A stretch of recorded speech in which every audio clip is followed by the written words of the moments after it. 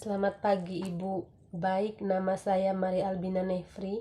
Saya berasal dari kelas 2021E. Saya akan menjawab soal nomor 1 sampai 10 mata kuliah Bahasa Indonesia. Soal yang pertama, jelaskan dalam bahasamu sendiri mengenai sifat-sifat bahasa. Sifat-sifat bahasa seperti bersifat manusiawi, bersistem, arbitrer, konvensional, simbolik, dan non-instinktif. Yang pertama, bahasa bersifat manusiawi. Bahasa merupakan alat komunikasi yang bersifat manusiawi, artinya bahasa hanya milik manusia. Bahasa juga adalah sesuatu yang dimiliki manusia dan merupakan hal penting bagi kehidupannya. Bahasa digunakan oleh manusia untuk berkomunikasi dengan sesama. Yang kedua, bahasa manusia bersistem. Sistem berarti susunan teratur yang membentuk keseluruhan yang bermakna atau berfungsi. Bahasa juga terdiri dari unsur-unsur yang secara teratur tersusun menurut pola tertentu dan membentuk satu kesatuan. Yang ketiga, bahasa yang bersifat arbitrer. Artinya, hubungan antara lambang dengan yang dilambangkan tidak bersifat wajib, bisa berubah dan tidak dapat dijelaskan secara konkret. Alasan, ayam melambangkan sejenis binatang berkaki dua yang bisa terbang adalah tidak bisa dijelaskan. Yang keempat, bahasa bersifat konvensional. Diartikan sebagai satu pandangan atau anggapan bahwa kata-kata sebagai penada tidak memiliki hubungan intrinsik dengan objek tetapi berdasarkan kebiasaan dan kesepakatan atau persetujuan masyarakat yang didahului pembentukan secara arbitrer. Meskipun hubungan antara lambang bunyi dengan yang dilambangkannya bersifat arbiter, tetapi penerimaan lambang tersebut untuk suatu konsep tertentu yang bersifat konvensional, yang artinya semua anggota masyarakat harus menerima dan mematuhi kesepakatan yang ada. Yang kelima, bahasa bersifat simbolik adalah sesuatu yang dapat mewakili ide, perasaan, pikiran, benda, dan tindakan arbiter. Kata bersifat simbolik karena tidak mempunyai hubungan langsung dengan kenyataan yang diacu. Contoh kata tas. Kumpulan huruf di atas yang menjadi kata tas tidak ada hubungannya dengan isi tas, buku, pensil, pena, dan lain-lain. Yang keenam, bahasa bersifat non-instinktif. Artinya, bahasa tidak diturunkan dan dimiliki manusia secara genetis. Oleh karena itu, bahasa harus dipelajari. Jika tidak, maka dapat dipastikan seorang tidak dapat menjalankan fungsi bahasa sebagaimana mestinya. Soal yang kedua, jelaskan dalam bahasamu sendiri hakikat atau konsep bahasa. Konsep bahasa. Bahasa dapat diartikan sebagai sarana komunikasi antara anggota masyarakat dalam menyampaikan ide dan perasaan secara lisan dan tertulis. Konsep bahasa tersebut menunjukkan bahwa sistem lambang bunyi ujaran dan lambang tulisan digunakan untuk berkomunikasi dalam masyarakat dan lingkungan akademik. Juga bahasa yang baik dikembangkan oleh pemakainya berdasarkan kaidah-kaidah yang tertata dalam suatu sistem. Soal yang ketiga, jelaskan dalam bahasamu sendiri mengenai sejarah bahasa Indonesia. Bahasa Indonesia lahir pada 28 Oktober 1928. Perkembangan bangsa Indonesia tidak terlepas dari perjuangan bangsa Indonesia untuk merebut kemerdekaan. Ada begitu banyak bahasa Indonesia yang didasari pada bahasa Melayu diupayakan oleh kaum cendekiawan dan sampai pada kesepakatan kongres-kongres bahasa. Sumpah Pemuda juga merupakan pernyataan tekad bahwa bahasa Indonesia merupakan bahasa persatuan bangsa Indonesia. Pada tahun 1928, itulah bahasa Indonesia dikukuhkan kedudukannya sebagai bahasa nasional. Soal yang keempat, jelaskan dalam bahasamu sendiri mengenai fungsi dan kedudukan bahasa Indonesia sebagai bahasa nasional. Fungsinya adalah sebagai pemersatu bahasa. Kedudukannya sebagai bahasa nasional sebagai lambang kebangsaan, identitas nasional, alat penghubung antara daerah, warga dan antara budaya, serta alat pemersatu suku, budaya, dan bahasa di Nusantara. Soal yang kelima, jelaskan dalam bahasamu sendiri mengenai fungsi dan kedudukan bahasa Indonesia sebagai bahasa negara. Yang pertama, bahasa resmi kenegaraan. Bahasa resmi negara kita adalah bahasa Indonesia. Sebagai bahasa resmi negara, penggunaan bahasa Indonesia di berbagai bidang harus selalu dibina dan dijaga.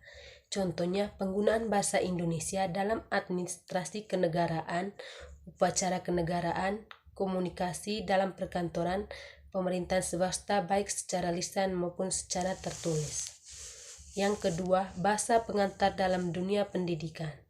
Bahasa Indonesia tentunya harus dapat peringkat 1 di luar penggunaan bahasa daerah. Sebagai bahasa pengantar kedua, para pelaku akademik, guru, dosen wajib memelihara penggunaan bahasa Indonesia dan mengajak peserta didik untuk selalu berbahasa Indonesia baik secara bahasa Indonesia yang baik maupun bahasa Indonesia yang benar dalam lingkungan sekolah. Yang ketiga, bahasa resmi untuk kepentingan perencanaan. Dalam pelaksanaan pembangunan nasional serta kepentingan pemerintah, bahasa Indonesia itu tidak hanya berfungsi sebagai alat komunikasi antara warga masyarakat, baik swasta maupun pemerintah, tetapi juga alat penghubung untuk segala kepentingan formal, untuk segala kepentingan yang bersifatnya resmi dalam perencanaan dan pembangunan di pemerintahan. Yang keempat, alat pengembangan kebudayaan, ilmu pengetahuan dan teknologi. Bahasa Indonesia sebagai alat pengembangan iptek dan kebudayaan bahasa adalah satu-satunya media yang dapat mengembangkan kebudayaan. Misalkan membahas tentang tarian Caci Manggarai, tentunya dijelaskan menggunakan bahasa Indonesia. Agar dapat dipahami masyarakat di seluruh Nusantara, contoh lainnya adalah saat kita perhatikan petunjuk-petunjuk alat elektronik seperti ponsel, laptop, dan sebagainya selalu menggunakan bahasa Indonesia. Soal yang keenam, jelaskan dalam bahasamu sendiri mengenai asal-usul bahasa Indonesia. Bahasa Indonesia sebagai bahasa pemersatu, dasarnya bahasa Indonesia berasal dari bahasa Melayu, yang artinya sejarah perkembangan bahasa Indonesia tidak terlepas dari perkembangan bahasa Melayu. Dasar pembentukan bahasa Indonesia adalah bahasa Melayu yang disesuaikan perkembangan zaman dan iptek. Keputusan menjadikan bahasa Melayu sebagai dasar pembentukan bahasa Indonesia bukan tanpa alasan. Alasan-alasan bahasa Melayu dijadikan bahasa Indonesia. Yang pertama, bahasa Melayu mempunyai daerah penyebaran yang luas, dikenal oleh suku bangsa lain melalui komunikasi dan pandangan, penyiaran agama, dan sebagainya. Yang kedua, penyebaran bahasa Melayu yang semakin luas berakibat pada perkembangan bahasa Melayu di kalangan masyarakat.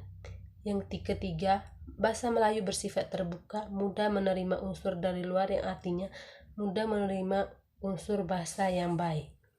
Yang keempat, bahasa Melayu memiliki watak yang sesuai dengan tujuan bahasa Indonesia yang berjuang ke arah kehidupan masyarakat bangsa yang demokratif dan egaliter. Yang kelima, bahasa Melayu dipilih sebagai dasar pembentukan bahasa Indonesia bertujuan untuk menghindari persaingan antara bahasa daerah Indonesia. Soal yang ketujuh, sebutkan 15 contoh bahasa tidak baku dan bentuk bakunya seperti apa. Kata bahasa baku yang pertama, teman kita sentar jum apa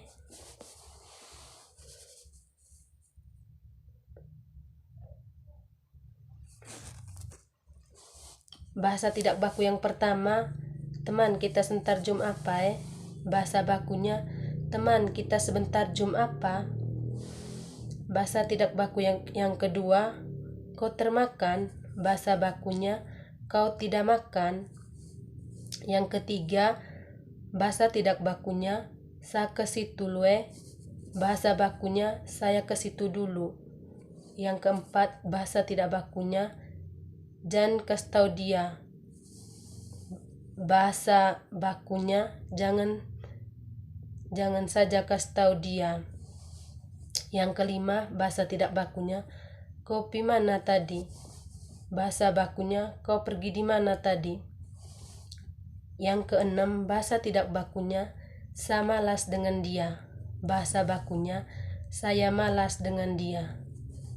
Yang ketujuh, bahasa tidak bakunya, kau sudah kerja tugas bindo. Bahasa bakunya, kau sudah kerja tugas bindo. Yang kedelapan, bahasa tidak bakunya, tu kau punya teman kah? Bahasa bakunya, itu kau punya teman. Yang kesembilan, bahasa tidak bakunya, saya terikuti teman saya sakit. Bahasa bakunya, saya tidak ikuti teman saya lagi sakit. Yang ke-10, bahasa tidak bakunya, jangan marah-marah dan saya. Bahasa bakunya, jangan marah-marah dengan saya. Yang ke-11, bahasa tidak bakunya, sebentar ke kampus Bahasa bakunya, sebentar ke kampus. Yang ke-12, bahasa tidak bakunya, dia tidak mau ikut. Bahasa bakunya, dia tidak mau ikut. Yang ke-13, bahasa tidak bakunya, saya nggak apa-apa. Bahasa bakunya, saya tidak apa-apa. Yang ke-14, bahasa tidak bakunya, saya capek sekali. Bahasa bakunya, saya capek sekali. Yang ke-15, kau ada lihat sapu teman? Bahasa bakunya, kau ada lihat saya punya teman? Soal yang ke-8, sebut dan jelaskan dalam bahasamu sendiri tentang ragam bahasa Indonesia. Ragam bahasa Indonesia adalah variasi bahasa yang terbentuk karena pemakaiannya. Pemakaian bahasa itu dibedakan berdasarkan media yang digunakan, topik pembicaraan, dan sikap pembicaraannya. Ragam bahasa dimaksud sebagai kesesuaian antara bahasa, fungsi pemakaiannya. Fungsi pemakai bahasa lebih diutamakan dalam laras bahasa daripada aspek lain dalam ragam bahasa. Selain itu, konsep antara ragam bahasa dan laras bahasa saling terkait dalam perwujudan aspek komunikasi bahasa. Laras bahasa apapun akan memanfaatkan ragam bahasa. Yang kedua, klarifikasi ragam bahasa. Klarifikasi ragam bahasa menurut golongan penutur. Cakupan ragam daerah, ragam pendidikan, ragam menurut sikap penutur. Yang kedua, ragam bahasa berdasarkan situasi pemakainya. Cakupan bahasa formal, bahasa semi-formal, bahasa non-formal. Yang ketiga, ragam bahasa berdasarkan mediumnya. Cakupan ragam lisan, ragam tulis. Yang keempat, ragam bahasa menurut jenis pemakaiannya. Cakupan ragam bahasa menurut pokok persoalan, ragam bahasa yang mengalami pencampuran. Soal yang ke-9, apa perbedaan ragam lisan dan ragam tulis? Ragam lisan adalah bahasa yang kita gunakan dalam berkomunikasi, bahasa yang dilafalkan langsung oleh penuturnya kepada pendengar atau teman bicara. Contohnya, anaknya pendiam sekali padahal ibunya cerewet banget. Yang kedua, ragam tulis adalah bahasa yang dihasilkan dengan menggunakan rangkaian huruf sebagai unsurnya. Contohnya, meski ibunya cerewet, bukan main, namun si anak tetap jadi sosok yang pendiam. Soal yang ke-10, sebutkan aspek-aspek utama dalam ragam bahasa lisan. Yang pertama, intonasi.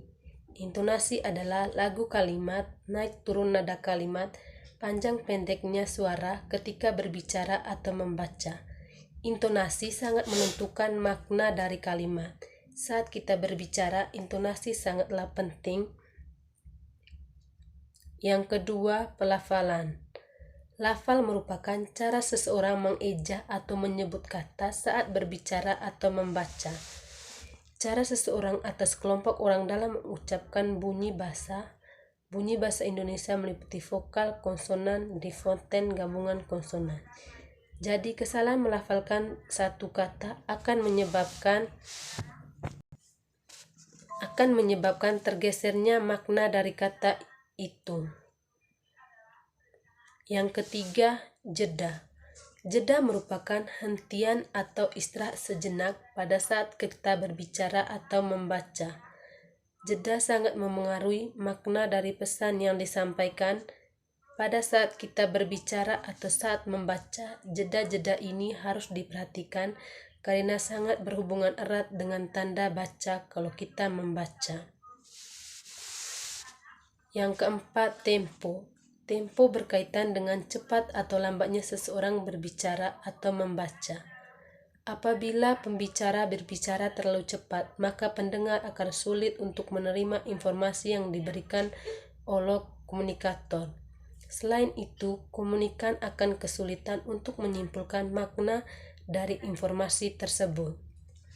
Begitu pula sebaliknya, apabila pembicara berbicara terlalu lamban, maka komunikan akan cenderung jenuh dengan topik bahasa yang disampaikan. Ketika menyampaikan informasi, pembicara harus bisa mengatur nafas dengan tenang dan teratur. Yang kelima, tekanan. Tekanan merupakan keras dan lembutnya nada suara saat kita berbicara atau membaca. Tekanan sering dipergunakan untuk lebih mempertegas apa yang kita maksud. Yang keenam, volume suara perlu diperhatikan saat berbicara. Pembicara harus memperhatikan di mana ia bicara. Jika dilakukan di ruangan terbuka, maka pembicara harus menaikkan volume suaranya. Begitupun sebaliknya, jika dilakukan di ruangan tertutup, maka pembicara harus bisa menyesuaikan volume suaranya. Tidak terlalu keras, tetapi tidak juga terlalu pelan. Baik Ibu, itu saja hasil jawaban UTS saya. Terima kasih.